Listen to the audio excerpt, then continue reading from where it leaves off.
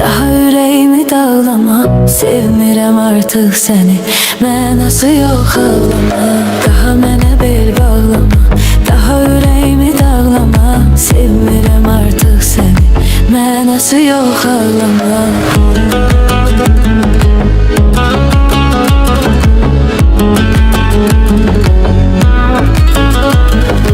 Eşqdə divanəyəm, Məcnuna tən olmuşam. Eynilə Məcnun kimi tərki vətən olmuşam. Necə dəyişirsən məni indiki sevgilinlə, aşiqin ey yar sənin ilk dəfə mən olmuşam. Daha mənə bel bağlama, daha ürəyimi dağlama.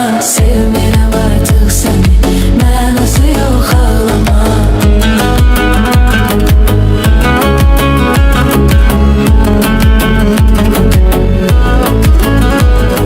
Sən satın aldın mənim məhəbbətimi bazarda. Mən indi bəxtiqara qalmışam ahuzarda. Xoşanlar keçirərdi səninlə bir yerdə biz. Gör indi ey sevgilim, sən hardasan mən harda. Daha mənə bel bağlama, daha ürəyimi dağlama.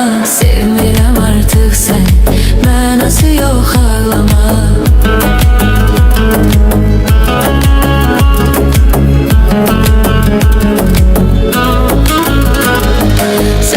Salmısan məni qəmmaha ey bir vəfa.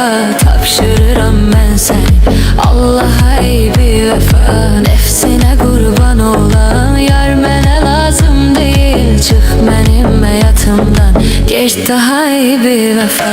Daha mənə bel bağlama, daha ürəyimi dağlama. Sevmirəm artıq səni, mənası yox ağlama.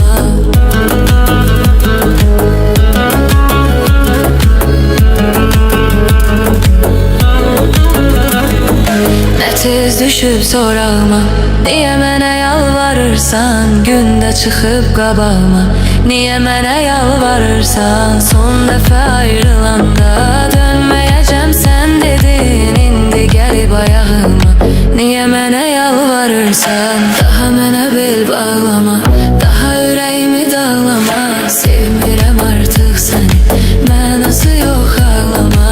Səni canımdan da çox mən sevirdim ey mələk. Mən nə biləydim sənin eşqin olarmış kələk. Ömrünü məhv etmisən sən bu yazıq insanın. Kaş ki onun həyatına girməz olaydın gərək. Daha mənə bel bağlama,